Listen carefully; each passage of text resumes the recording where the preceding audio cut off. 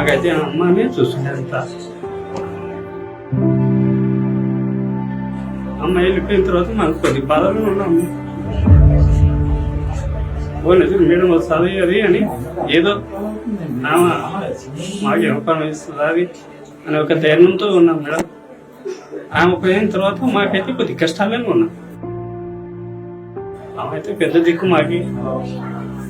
ఆమె ఉన్నంతసేపు మాకు ఏ సమస్య రాకుండా చూస్తున్నాం మేడం.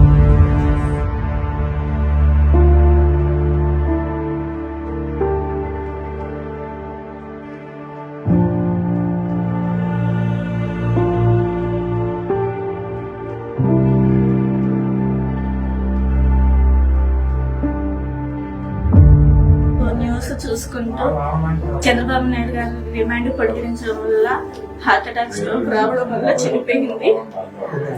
మేము ఆర్థికంగా చాలా ఇబ్బందుల్లో ఉన్నాము. నెహ్రా భువనేశ్వరమ్మ గారు మాకు ఆర్థిక సాయం చేయడం చాలా సంతోషకరంగా ఉంది.